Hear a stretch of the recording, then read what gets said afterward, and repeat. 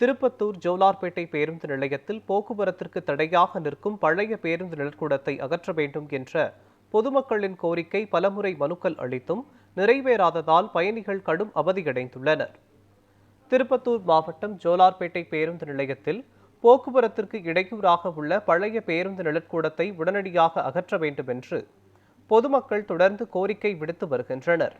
40 லட்சம் ரூபாய் மதிப்பில் புதிய நிழற்கூடம் அமைக்கப்பட்டாலும் பழைய கூடை அகற்றப்படாததால் ரயில் நிலையத்திற்கு செல்லும் வழியில் பெரிய தொந்தரவு ஏற்பட்டுள்ளது. ஆந்திரா, கர்நாடகா, கேரளா உள்ளிட்ட பல்வேறு மாநிலங்களிலிருந்து ஆயிரக்கணக்கான பயணிகள் தினமும் வரும் இந்த பகுதியில் அடிப்படை வசதிகளான கழிப்பறை கூட இல்லாதது மக்கள் குற்றச்சாட்டை அதிகரித்துள்ளது.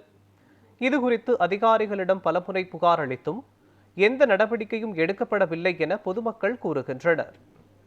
இந்த பஸ் ஸ்டாண்ட் இருக்கின்ற காரணத்தினால் சாயந்தர நேரத்தில், இரவு நேரத்தில் சமூக விரோதிகள் மது அருந்துறாங்க. அதே இந்த பஸ் ஸ்டாண்டை அகற்ற மாதிரி டவுன் லைன்ல இதை எடுத்து அங்க வைக்கும்படி சோலார்பேட்டை நகரத்தையும் சோலார்பேட்டை ஒன்றியத்தையும் நான் பணிவோடு கேட்டுக்கொள்கின்றேன். தயவு செய்து நிலையை மாற்ற வேண்டும் என்று எங்களுடைய தாழ்மையான வேண்டுகோளை தெரிவித்துக் கொண்டு, பப்ளிக் சர்வீஸுக்காக பாத்ரூம் இல்லை, இடையூறாக இருக்குது. பஸ் ஸ்டாம்பு பப்ளிக் பாத்ரூம் கட்டாயமாக தேவை. அதுக்கு பணிவுடன் கேட்டுக்கொள்கிறோம். முதல்ல சிஎம் ட்ரெயினுக்கு ஜோலார்பேட்டை சந்திப்பு பெரிய சந்திப்பு, அதனால் பப்ளிக் லேடிஸுங்களுக்கெல்லாம் நிறைய நைட் டைமில் நிறைய அன்டைமில் வர்றதுனால நிறைய பாத்ரூம் இல்லாமல் கஷ்டப்படுறாங்க. பப்ளிக் பாத்ரூம் ஒன்று கட்டாயமாக தேவை.